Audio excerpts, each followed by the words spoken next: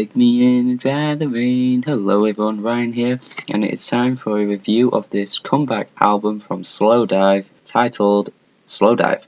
Slowdive are considered one of the greatest shoegaze bands ever, and their album Souvlaki is considered one of the greatest shoegaze albums of all time, and not only shoegaze albums, but one of the greatest albums of the 90s, and I'm pretty sure if you ask some people who know this band, they would probably say that Souvlaki might be one of the best albums ever made. And not only is Souvlaki a great album, but I also think Just for a Day is a pretty damn good album too. And this style of music that Slowdive played and many other bands played is very much a 90s sound, and a lot of those bands that pioneered the sound in the early 90s to the mid 90s pretty much disappeared and disbanded by the time the 90s were over. It's quite strange how they all just ended up breaking up. But along with My Bloody Valentine, Slowdive have decided to make a comeback and make a return and reform their band and bring out a new album more than 20 years later. And as I am quite a skeptical person, one thing I'm always skeptical about is a comeback album. Bands that come back from the 90s who've been disappeared for so long and then suddenly decide, oh, it's time we come back and make a new album. Because more often than not, we can't lie to ourselves here, these albums, when they come back, are nowhere near as good as what they used to do. This is especially the case for a genre like shoegaze, because this is a very 90s sound. The sound that they were able to do was captured in the 90s, and what's so good about shoegaze is that those albums still sound captivating today because they've got this old, rough sound, but it hasn't aged terribly at all, but it sounds incredibly fresh and it's unique, and no other bands were able to do that kind of thing back then.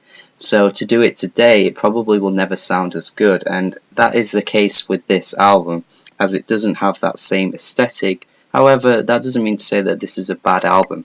There are some really lovely vibes across this whole album. The guitar tones on this album are beautiful, and the vocal melodies across the whole thing are really interesting as well. I like the way the singer tends to sing on these choruses. They even managed to bring in that 90s classic sound as well on tracks like Roving, which has this really indie rock drumming, pummeling sound, which reminds me of Ride, who brought out an amazing album in 1990 called Nowhere.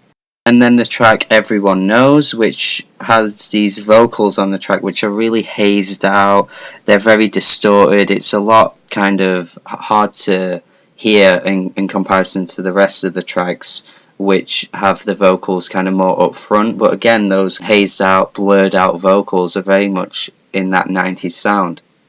I do love the prominence of the guitars on these songs. They are able to make some really good guitar melodies, and they are the standout things I think on these tracks.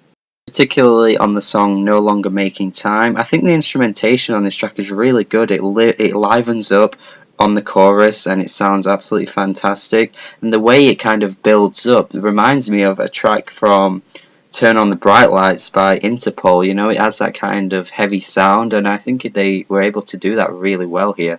And I also think that they should have done that on the closing track as well, Falling Ashes, which is the longest track here, and I think it was just the perfect opportunity to do that again, because this track is mostly based around the piano. It's quite a slow track, but I kind of was hoping that it built up into something and eventually crescendoed like something you would hear on a post-rock track, but it unfortunately never does. I mean, it's not a bad song, but it's just a little underwhelming to me. And also on the song Go Get It, the vocals don't sound as on point on this track. There's not really much of an exciting vocal melody. I think, again, they could have just maybe done a quick re-recording of this to try and give the vocals a bit more of a standout moment, because the rest of the track, there isn't much else grabbing me with this one either. But the tracks that do grab me though are the tracks Sugar for the Pill, which is this absolutely beautiful track. I really like the pacing of the song, it moves at such a nice pace, and also the opening track Slomo, which is absolutely blissful. This is a perfect intro track to an album.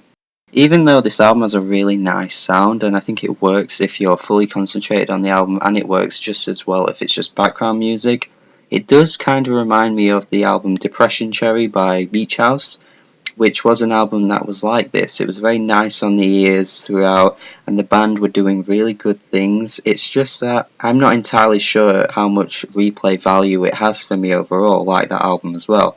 That doesn't mean to say it's a bad album, but I'm just not convinced I'll be returning to this on a constant, regular basis as much as I'd like to, which means I'm going to have to give this album a B-. It's a really good return.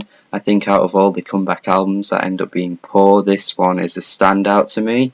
And yeah, I think if you're a shoegaze fan, you're bound to love this album, probably a lot more than I do, and I definitely would recommend it to anyone, as it just has that really beautiful sound, the aesthetic is there, it's really nice on the ears, and yeah, I think it's a solid comeback album. If you like this review, make sure you subscribe, and also have a good day.